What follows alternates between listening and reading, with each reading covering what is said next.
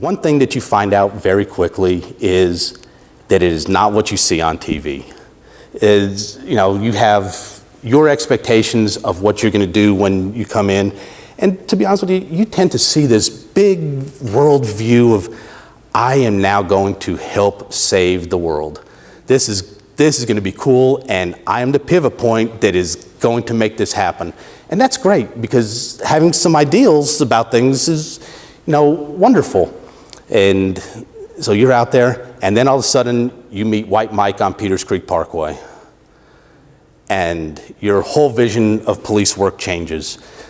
He's a very, very challenging gentleman. In fact, the reporter that does Ask Sam in the Journal, he even had an encounter with White Mike, and his thing, basically the end of his article was, how in the world do these officers deal with this guy on a regular basis? And you have to look at it in terms of, what, I'm really not doing this about me, because it certainly doesn't come with the money. But again, something has, kept me here for the years, and really it's that service that I never thought that I was going to find here. What you tend to see is, people that you never thought you could associate with end up having a big impact in your life. And just simple little events that are, small in your mind, that end up having long-reaching impacts throughout the community. I work, through patrol, and through my whole time in patrol, for the most part, which is probably 12 years, I have been assigned to East Winston, which is, this is demographically the poorest part of the city, which brings the crime, the areas that nurture and breed crime to the community. And to be honest with you, there's an exceptionally large amount of good people that live in this community this year and have to put up with it. So even though I've had opportunities to get out of that area, that tended to be where I always returned to in patrol. Really, the two jobs that I've had haven't even really been jobs. It has, been a calling that I never imagined as that youth. To be really honest, most people that get into police work, when you ask them, whether it's rookie school or once they've just been released, oh, why'd you get into police work? It's to serve the community.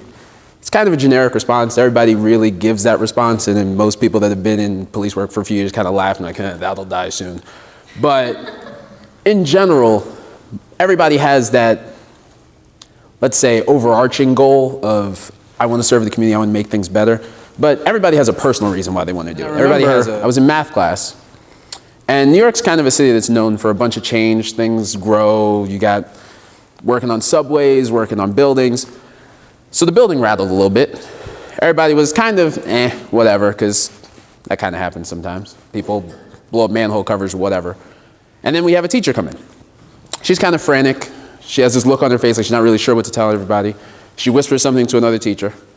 And the teacher's like, okay, well, we got to leave the building, So we're like, oh, God, great. We got a fire drill. We're already having to deal with all this math stuff we really don't want to do. So yay, we get out of class for a little bit. But we leave, and there was a scaffolding that was covering kind of in between. There were two schools there. There was my school, and then there was another high school, and they were kind of bridged together. But they were having work done on it, so there was a scaffolding, so we didn't really see anything. We walk out, and they start trying to direct people away from going uptown, because most people, when we filed out, there was a place we were supposed to go, and they were directing us away from that. So we're like, why can't we go where we're supposed to go and then go back to the building? The realization of what happened on September 11th, I don't think really hit most people for about 3 or 4 minutes. And I think it's because most people have this kind of, that couldn't happen in America, that couldn't happen to us kind of mentality. And then it just kind of, as a wave, started hitting people, because a lot of people in my class had family members who worked in the building. They had friends who had family members. My friend's father worked on the top floor of the tower with a company. So everybody started freaking out, because they were like, oh God, like I don't know what's gonna happen. And then everything happens, and as we're running, we see police officers and firefighters running in the opposite direction. And all I keep thinking is, man, what does it take for a person to see something like that and be like, you know what, outside of my personal safety, there's a community, there are people that I'm trying to help that regardless of how dire the situation is, that's my responsibility, that's what I'm doing. So it started there. Which I learned that working on a campus, you could get to know people, you get to know the faculty, you get to know the staff, and yes, the students every 4 years are going to change out. But you could still kind of try and build a relationship with them in the sense that they may never get with the city police. You know, like the city are going to interact with them, but they're just the crime, just the facts, and then they leave because they've got other stuff to do. Whereas if I go out, I might have a few minutes to talk to them and explain to them what the process is that they're going to go through if they have to go to court or if they have to do things. Because for a lot of serving the community in the city and serving the community on campus are the same thing. Well, the campus is within the community of the city, but they're the same thing. You get to interact differently, but you're basically trying to reach the same goal. Make sure everybody's safe, make sure that people feel comfortable if they do need help, calling for help, so that you're doing more preventive maintenance instead of reactive policing. Because reactive policing, regardless of how much you try and explain to people, is a lot harder on both the victim and the police than doing preventative. And a lot of people feel there's like a stigma. Like if I call the police, I can't handle the situation, or they're gonna make it worse, or somebody's gonna have to get in trouble. Where when most people are at the point of getting in trouble, or where they think they're getting in trouble and when they're actually in trouble are two completely different things. But they don't want to call and ask because they just assume, well, I don't think I can handle it anymore, so why would I call anybody? Because like, I don't want my friend to go to jail, or they're drunk and something happened and I want to call you because all you're gonna worry about is the fact that they're drunk. It's like, yeah, we can deal with that. But if something's going on, like we really need to address that as soon as possible because hopefully we can try and change something. Then you'll have a positive experience. You'll be like, oh, the cop did say something about my drinking, but he really helped me, which would be great. If you need to call. Whether it's my car is locked, my office is locked, because that happens a lot. I lost my ID, I lost my wallet, anything, call. Mostly because that's literally the purpose of us, but also because I think it gets people a lot more used to the idea of police officers if you see them more often and it's not in an emergency situation.